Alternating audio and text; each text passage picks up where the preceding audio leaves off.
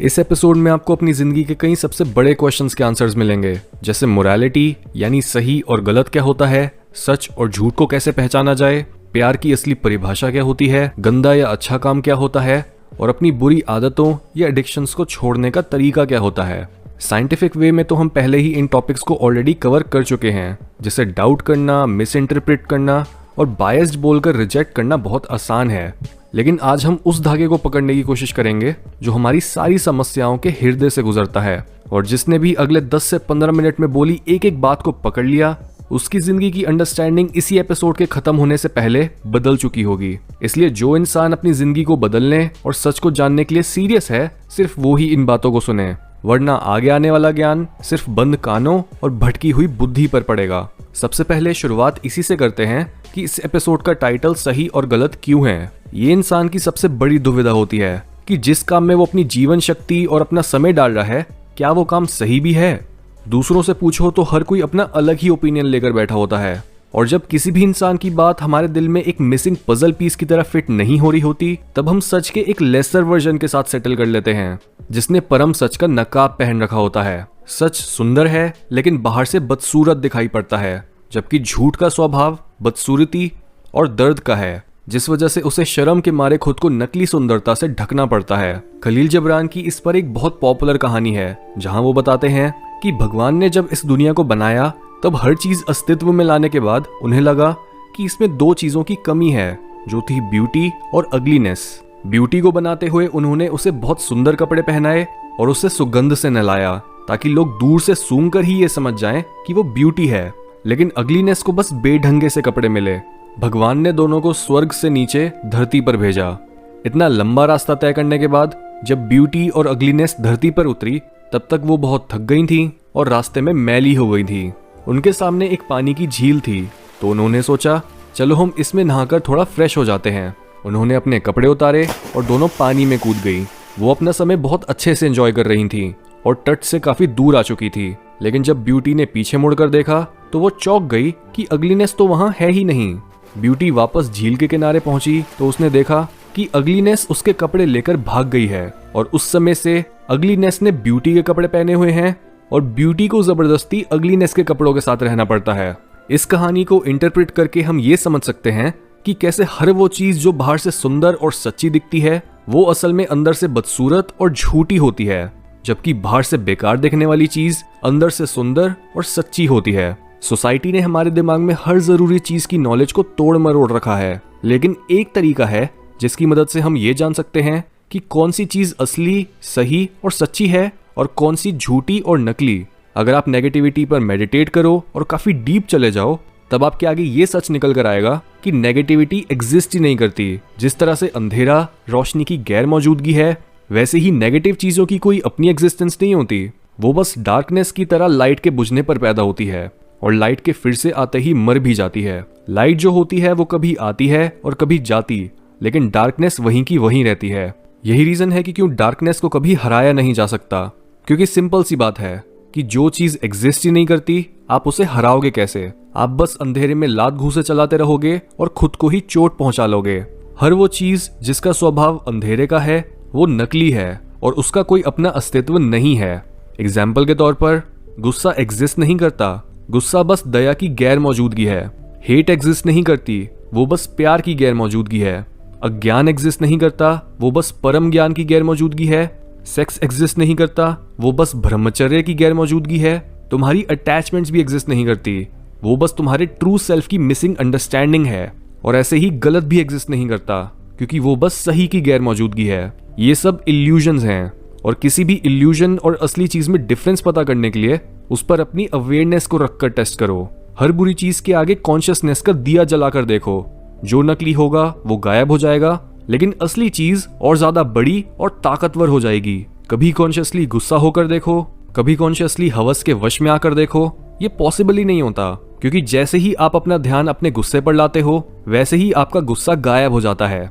जैसे ही आप अपना ध्यान जेलसी पर लाते हो, वो भी गायब हो जाती है। लेकिन जब आप अपनी अवेयरनेस प्यार पर लाते हो, तब एक बहुत अजीब और प्यारी चीज होती है, क्योंकि प्यार पर मेडिटेट करने या बस उसको अपनी कॉन्शियसनेस की लाइट देने से वो बढ़ता है। हेटरेट तो बस प्यार की रोशनी की गैर मौजूदगी है। हेट में कोई अपनी ताकत नहीं होती, वो बस हमारी इमेजिनेशन है। जिस तरह से कई बार रात में हमें अपने रूम के कोने पर कभी किसी की परछाई और कभी कोई भूत दिखता है, लेकिन जब हम लाइट जलाकर देखते हैं तब हमें पता लगता है कि वो तो बस कपड़ों का ढेर था। बिल्कुल ऐसे ही इंसान अपनी पूरी जिंदगी अंधेरे में जीता है और अंधेरे से ही लड़ता रहता है। लेकिन ऐसे इंसान की जीत होना असंभव है, क्योंकि उसकी पूरी मोरालिटी ही झूठ के खंभों पर खड़ी है और ये खंभे खोखले हैं। अगर हम रिलीजन की बात करें तो रिलीजन और मोरालिटी में यही डिफरेंस होता है कि जहां मोरालिटी अंधेरे से लड़ने और बुराई को खत्म करने पर इतना ज्यादा जोर डालती है, वहीं रिलीजन सीधा हर इंसान के भीतर छिपी रोशनी यानी उसकी कॉन्शियस अवेयरनेस को जगाने का प्रयास करता है। एक इंसान जिसने अपने अतीत में काफी बुरे काम करे थे, उसे लोग बुरा बोलकर रिजेक्ट कर देते हैं क्योंकि उनकी मोरालिटी बुरे काम से लड़ने में विश्वास रखती है। लेकिन रिलीजन कुछ इस तरह से बना होता है कि अगर एक पापी भी मंदिर, मस्जिद, गुरुद्वारे या चर्च में जाए तो उसे ये बोला जाता है कि तेरा कैरेक्टर मैटर नहीं करता, तू बस भगवान की शरण में आ जा और तेरे सारे पाप धुल जाएंगे। ये हमारे रिलीजियस टेक्स्ट का डीपेस्ट मैसेज है, क्योंकि डार्कनेस चाहे सदियों से चलती आ रही हो, 100 साल, 200 साल या हजारों साल, बस एक दिए के जलने की देरी होती है और डार्कनेस का सारा अतीत गायब हो जाता है। क्योंकि डार्कनेस की तरह अतीत भी एक इल्यूजन है। तभी तो हम बोलते हैं कि एक इंसान जब उठता है तभी उसका सवेरा होता है। क्या हुआ अगर उसको अकल आने में थोड़ा समय लग भी गया तो कोई बात नहीं, एटलीस्ट अब वो दुनिया में उजाला लाने लायक बन चुका है। रिलीजन और स्पिरिचुअलिटी का यही मैसेज है कि कहां तुम उन चीजों से हाथापाई कर रहे हो जो है ही नहीं। रिलीजन और स्पिरिचुअलिटी एक दूसरे से ज्यादा अलग नहीं है। स्पिरिचुअलिटी रिलीजन का धड़कता हुआ दिल है और पूरे रिलीजन का पर्पस होता है इंसान को इसी दिल के पास पहुंचाना, ताकि वो जाग सके और अपनी सोई हुई शक्तियों का उपयोग कर सके। ये एक और ऐसा मेटाफर है जो बहुत इंसाइटफुल है कि हम अभी तक सो रहे थे, लेकिन जागने का भी एक उपाय है। अंधेरा हमारे अंदर नींद लाने और हमें सुलाए रखने के लिए एकदम परफेक्ट एनवायरनमेंट बना देता है। और रात को भी तो यही होता है, सूरज ढलता है, हम लाइट बंद करते हैं और जब हम सोते हैं तब हम अनकॉन्शियस हो जाते हैं। ये अनकॉन्शियस वही चीज है जिसे हम अभी तक अंधेरे के मेटाफर से समझ रहे थे। सोने के बाद हमारा अनकॉन्शियस माइंड हमें अजीब अजीब से सपने दिखाता है जो यूजुअली कोई सेंस नहीं बनाते। ये वो पॉइंट होता है जब हम आधे कॉन्शियस और आधे अनकॉन्शियस होते हैं। अनकॉन्शियस होना जरूरी होता है ड्रीम को बनाने के लिए और कॉन्शियस होना जरूरी होता है ड्रीम को देखने के लिए। लेकिन जब कोई इंसान सपना देख रहा होता है और हम उसे उठा देते हैं तो वो या तो बहुत गुस्सा हो जाता है क्योंकि हमने उनसे उनका कंफर्ट छीन लिया, या फिर वो बहुत खुश हो जाता है और हमारा शुक्रिया अदा करता है क्योंकि वो एक बहुत बुरा सपना देख रहा था। ज्यादातर लोगों की जिंदगी कुछ इसी तरह से चल रही होती है, अनकॉन्शियसली सपने देखते हुए।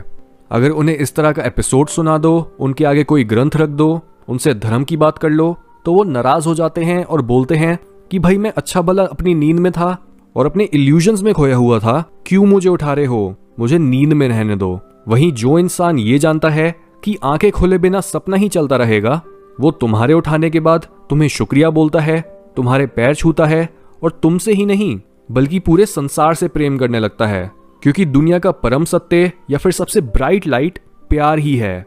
कॉन्शियस बनना सीखो, अनकॉन्शियसली मत जियो।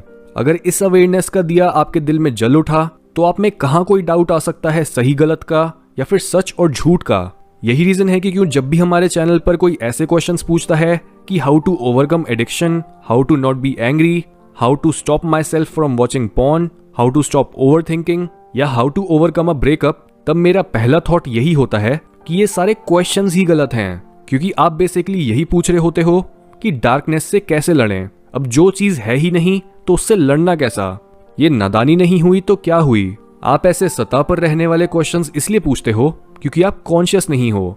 इसलिए सही क्वेश्चन, और मैं तो बोलूंगा सबसे जरूरी क्वेश्चन ये होना चाहिए कि मैं कॉन्शियस कैसे बनूं। जब आप ये क्वेश्चन पूछने लगते हो तब क्लियर होता है कि आप सही रास्ते पर हो और आप अपने इल्यूजन्स के पार जाने के लिए रेडी हो।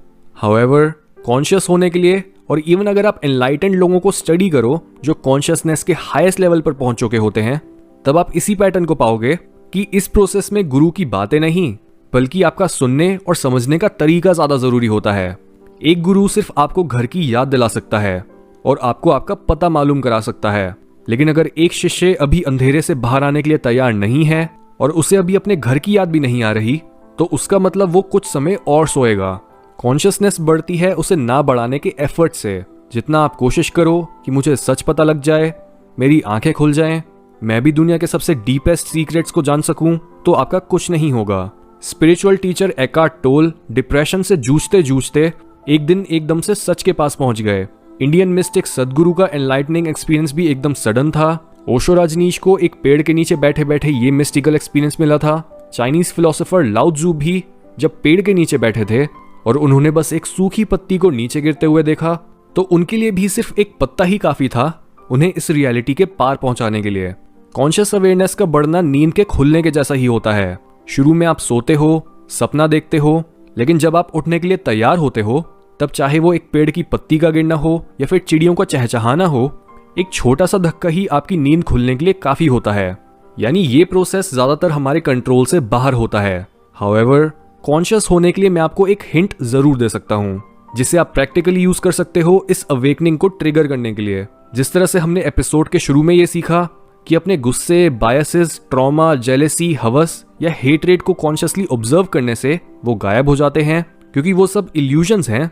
बट व्हाट इफ आप ये कॉन्शियसनेस का दिया अपनी तरफ ही मोड़ दो और खुद को टेस्ट करके देखो कि आप असली हो या फिर एक इल्यूजन। सुनने में ये कितनी बेवकूफी भरी बात लगती है कि मैं कैसे एक इल्यूजन हो सकता हूँ। मैं तो देख सकता हूँ, सुन सकता हूँ, समझ सकता हूँ, मुझे दर्द होता है, प्यार होता है और मुझ में सोचने की क्षमता है। लेकिन आपका काम है इस मैं पर मेडिटेट करना, क्योंकि जैसे ही आप अपनी अवेयरनेस अपनी आइडेंटिटी पर लाओगे, तब आपको समझ आएगा कि ठीक है, मैं अपना नाम नहीं हूं, ये बस एक सोसाइटल कॉन्स्ट्रक्ट है। ऐसे ही आप अपनी बॉडी पर आओ, थॉट्स पर आओ और धीरे धीरे हर चीज को एलिमिनेट करते जाओ। बॉडी नहीं, माइंड नहीं, बातें नहीं, एक्सपीरियंसेस नहीं, थॉट्स नहीं, जेंडर नहीं, आइडियोलॉजी नहीं, नेशनैलिटी नहीं, हर वो चीज जिसे आप खुद से जोड़ते हो वो 2 मिनट के अंदर ही भाप बनकर उड़ जाएगी। लेकिन जब आप फाइनली अपनी अवेयरनेस उस ऑब्जर्वर पे लाओगे जो इन सब चीजों को विटनेस कर रहा है, तब वो ऑब्जर्वर गायब नहीं होएगा, बल्कि वो बढ़ेगा और इतना बढ़ेगा कि वो यूनिवर्सल बन जाएगा। ये सच इटर्नल यानी शाश्वत या सनातन है। और जितना आप इस सच पर मेडिटेट करोगे कि आप वो नहीं हो जो कुछ भी कर रहा है, बल्कि आप बस एक विटनेस, आप बस अवेयरनेस हो, उतना ही आप एक फूल की तरह खिलने लगोगे और एक एक करके आपकी सारी प्रॉब्लम्स गायब होती चली जाएंगी। लेकिन अगर आप अपनी अटैचमेंट्स के इल्यूजन में ही खोए हुए हो, तो आप इस सच को कभी एक्सपीरियंस नहीं कर पाओगे और ये नॉलेज सिर्फ आपके लिए बातें ही बनकर रह जाएंगी। इसलिए सबसे पहले तो चैन की सांस लो ये समझ के कि जो भी आपने अब तक गलतियां करी या बुरे काम करे, वो आपने नहीं करे, क्योंकि आप तो बस असल में एक आई विटनेस, एक दृष्टा हो। जो आपके मन में ख्याल आते हैं या जिस तरह से आपकी बॉडी फंक्शन करती है, वो उस इंफॉर्मेशन पर डिपेंडेंट होता है जो आप रेगुलरली कंज्यूम करते हो। मैं तो कहूंगा ज्यादा इंफॉर्मेशन कभी कंज्यूम करनी ही नहीं चाहिए। 3-4 अपने फेवरेट पॉडकास्ट या यूट्यूब चैनल रखो, बस उन्हीं को देखो। गिनती की क्लासिकल बुक्स रखो और बस उन्हें पढ़ो। और टीवी, न्यूज या सोशल मीडिया को तो अवॉइड ही करो। ज्यादातर लोगों की पलकों पर किताबों का इतना बोझ होता है कि वो कभी भी अपनी आंखें खोल ही नहीं पाते और अपनी बुद्धि के गुलाम बनकर रह जाते हैं। इसलिए सच को दिल से जानो, इन बातों को सुनने वाले की खोज करो और जो आपकी कॉन्शियसनेस की पोटेंशियल है उसे यूज करो। लाइट का पीछा करो, डार्कनेस खुद ब खुद गायब हो जाएगी। प्यार फैलाओ, नफरत खुद ब खुद खत्म हो जाएगी। और सच की तलाश करो, झूठ खुद ब खुद दम तोड़ने लगेगा।